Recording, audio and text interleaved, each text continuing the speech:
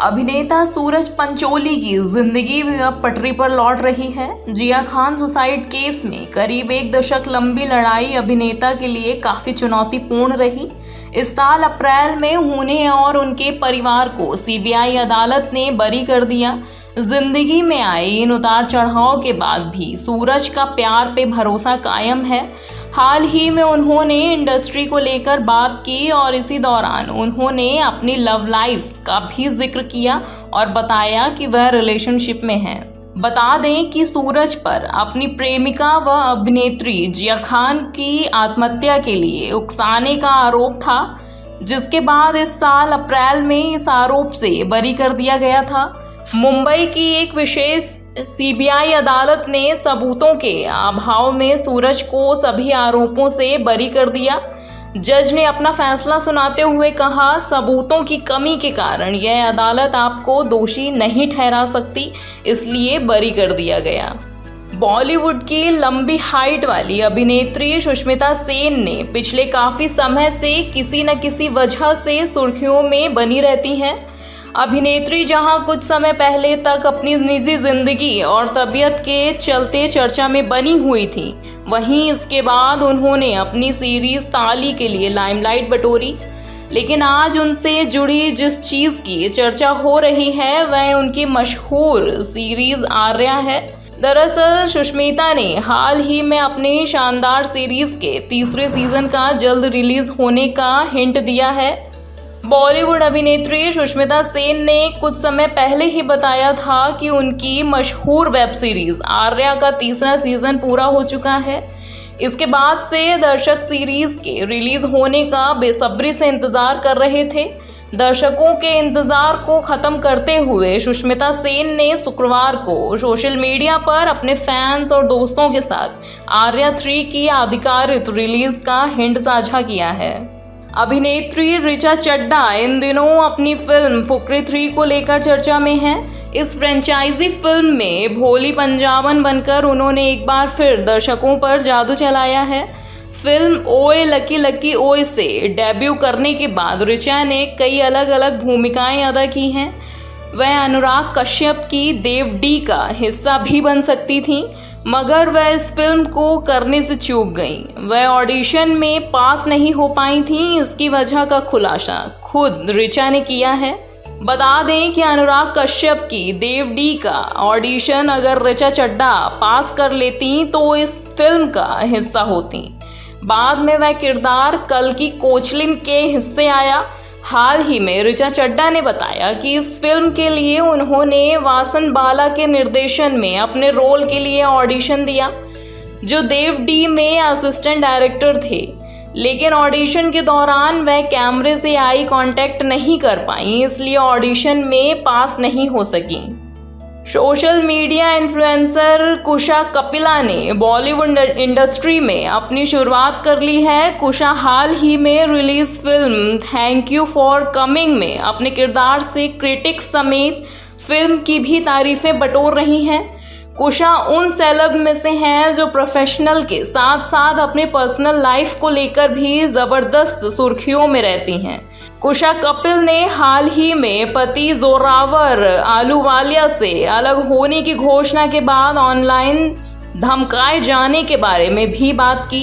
साथ ही ट्रोलिंग से खुद पर पड़े प्रभाव को भी खुलकर साझा करती नजर आई हैं। कुशा कपिला हाल ही में इंडिया टुडे कॉन्क्लेव का हिस्सा बनी। इस दौरान अभिनेत्री ने कहा, मैं वास्तव में दिन का एक निश्चित समय रोने और इसके बारे में बुरा महसूस करने के लिए आवंटित करती हूँ। कुशा ने जोड़ा, मैं इसे ठीक आधा घंटा देती हूँ और फिर अपनी ज़िंदगी में आगे बढ़ती हूँ। यहाँ बहुत कुछ करने को है। ईमानदारी से कहूँ तो मुझे अपनी निजी खबरें साझा करने के लिए धमकाया गया। यह पहली बार है जब मैं इसे साझा कर रही हूँ। दलपति विजय की लोकप्रिय फिल्म लियो अपने ऐलान के बाद से ही सुर्खियों में है। लोकेश कनगराज द्वारा निर्देशित एक्शन थ्रिलर लियो 19 अक्टूबर को सिनेमाघरों में रिलीज होगी।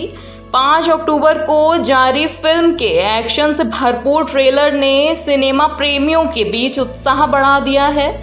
वहीं अब निर्माता MS ललित कुमार ने फिल्म रिलीज की योजनाओं के बारे में प्रमुख अपडेट साझा किया है। फिल्म लियो को 7 स्क्रीन स्टूडियो द्वारा बैंकरोल किया गया है। निर्माता MS ललित कुमार ने ट्रेलर लॉन्च के बाद एक लाइव ट्वीट स्पेस सत्र आयोजित किया और दलपति विजय स्टारर के प्रचार और रिलीज योजनाओं के बारे में प्रमुख अपडेट साझा किए।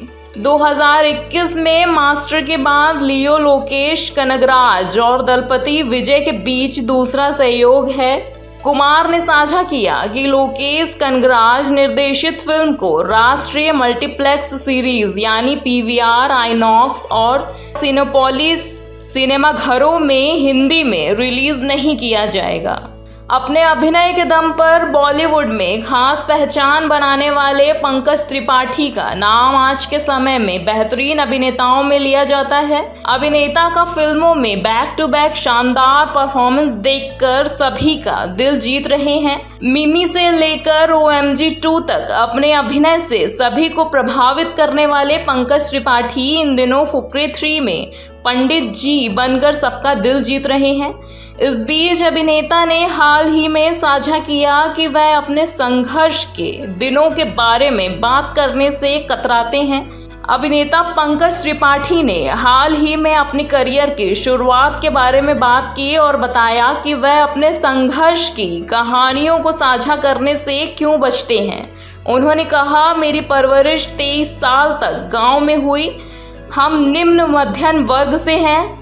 मैं कल ही सोच रहा था, जब भी मैं किसी होटल में जाता हूँ और खाना ऑर्डर करता हूँ तो मैं उनसे कहता हूँ कि इसे छोटे हिस्से में भेजें, क्योंकि अगर यह बर्बाद हो जाएगा तो मुझे अच्छा नहीं लगेगा।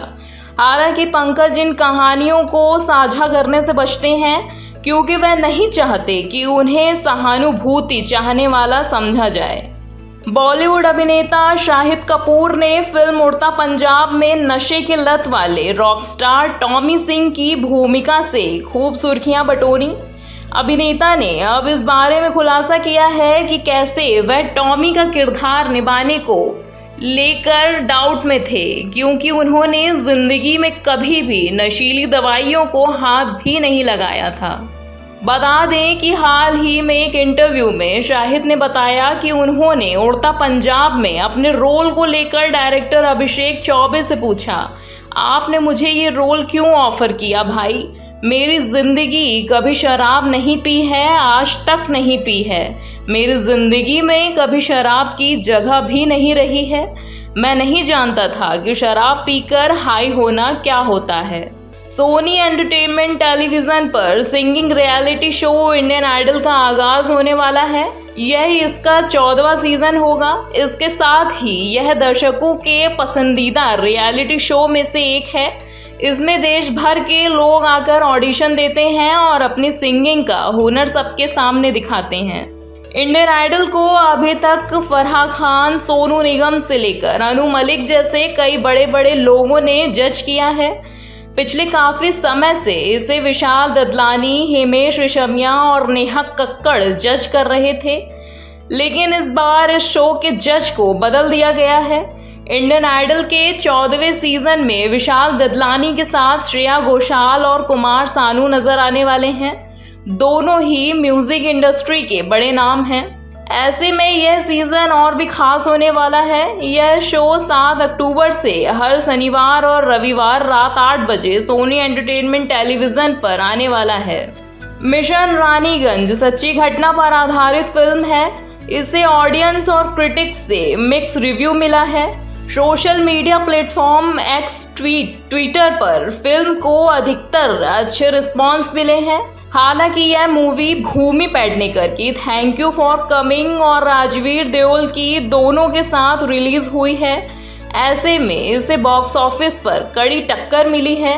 जानिए पहले दिन मिशन रानीगंज ने कितना कलेक्शन किया।